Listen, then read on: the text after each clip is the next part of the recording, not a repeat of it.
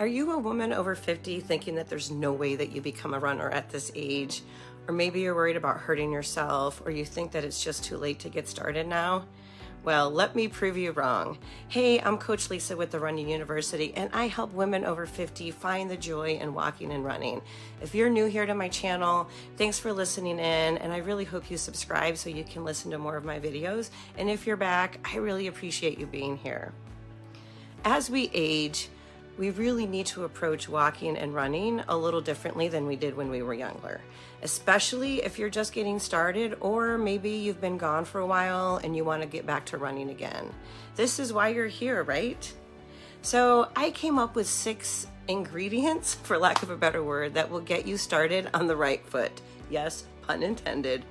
And are these going to work for you if you're under 50? Of course they will too. Today, I'm going to highlight them, and then I'm going to dive deeper in some upcoming videos. So make sure to subscribe. But before I break these down, I just want to ask you and invite you to stay until the end of the video, because I know I learn better by doing, and I'm going to have a little experiment for you to try out when you go out on your next walk or your next run today or tomorrow, whenever that might be. The first thing I want to talk about is mindfulness. Being mindful when we're walking and we're running also allows us to connect a little more deeper with our surroundings, with our bodies, and also our thoughts. It really becomes a moving meditation, and this becomes more of a mind-body experience instead of just a physical activity of walking or running. And when we become more mindful, guess what? We become less stressful, we become less anxious, and it really just is a nice getaway from our everyday hustle. It also helps us listen to our bodies better. So by doing that, it helps us prevent overexertion and also injuries. That way, our journey for running can be safer and more enjoyable. Mindset is the next one. It's really the foundation of our actions. So if we can shift our mindset from an I can't to I can and I will, is going to open up a whole new world of possibilities. And for most of us, the fear of starting late or having these doubts creep up are really just a mindset that we need to change. And I've worked with hundreds of women who started this way. As a matter of fact, if you have not watched my running success story playlist that I have, go ahead and go over here and see what I mean, because I've helped hundreds of women over 50 do epic things.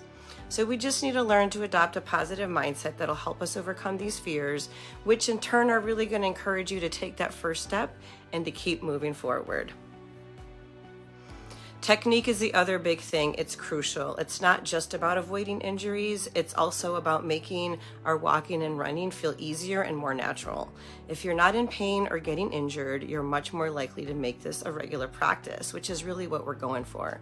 Proper technique makes it easier by increasing efficiency, and it's also really going to reduce the risk of injuries that's so important as we age. So technique is really crucial.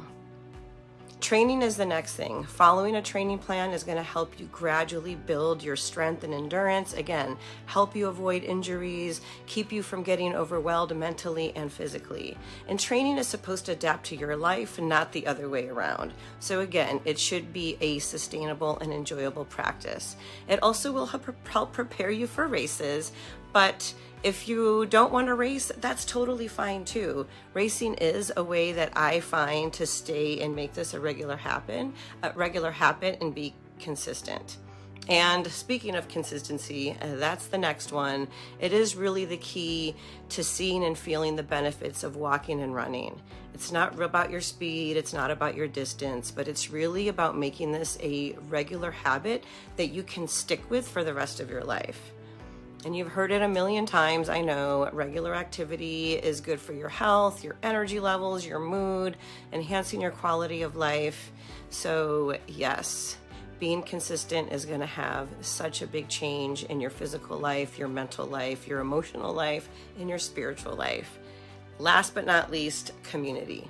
Being part of a community of women, especially just like you, provides motivation, support, friendships. You get to share challenges and successes Women our age tend to have a lot of the same life issues: empty nesting, aging parents, retirement.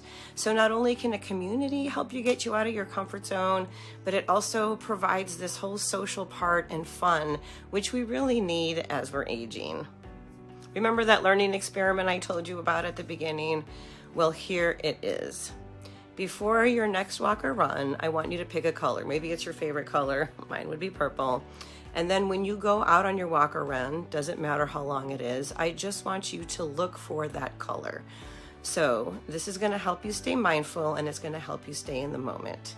And I love for you to try it out and to come back here on this video and describe in the comments how that felt for you and if you just had any aha moments. So I would love to have you do that.